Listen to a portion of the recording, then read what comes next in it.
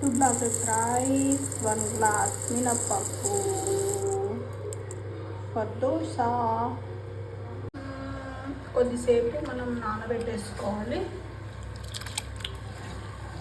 ఒక 8 hours నానబెట్టుకోవాలి.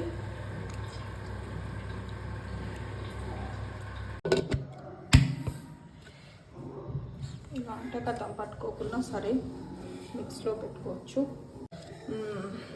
Cap పెట్టేసుకున్నాం కదా. సో ఇప్పుడు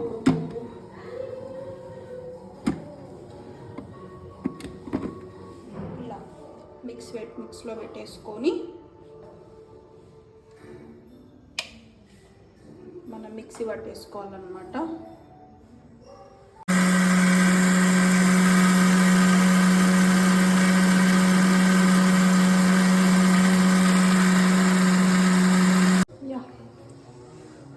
ఓపెన్ చేసేద్దాం.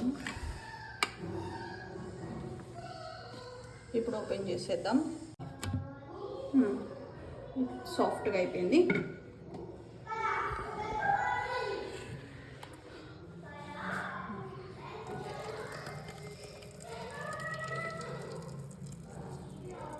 ఇట్లా స్టోరేజ్ చేసుకొని రేపు మార్నింగ్ దోశ వేసుకుంటే అయిపోతుంది. రేపు మార్నింగ్ వరకు అయితే పిండి కొంచెం నానుతుంది అన్నమాట.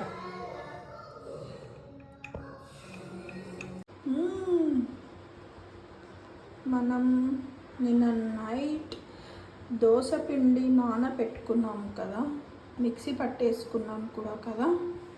మార్నింగ్ నానబెట్టుకొని నైట్ మిక్సీ పట్టుకున్నాం కదా. ఇప్పుడు దోశ వేసేసుకుందాం. చాలామందికి దోశ వెయ్యడమే కానీ తీయడం రాని వాళ్ళు చాలామంది ఉంటారు నాకు తెలిసి.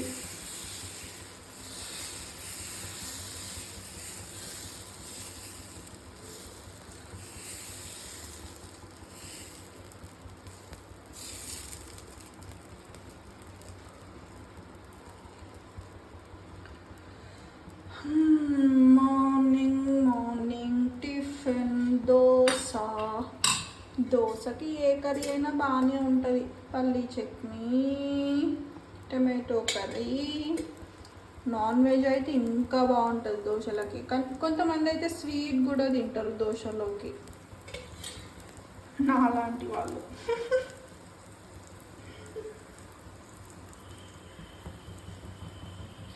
చాలామందికి దోశ ఓన్లీ 1 side కాలుస్తేనే ఇష్టం, కానీ నేనైతే 2 sides కాలుస్తా.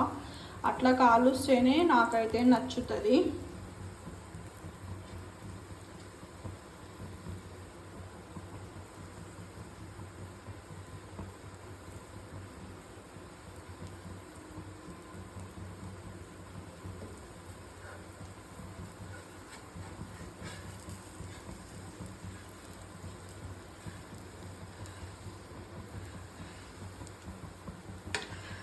దోశ చూడండి ఎంత ఈజీగా వచ్చేసిందో.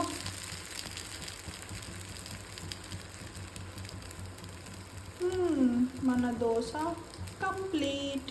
ఇప్పుడు హాయిగా వేడి బ్రేక్ఫాస్ట్ తినేద్దాం మనం. Okay, bye bye. Like, share and subscribe to our channel.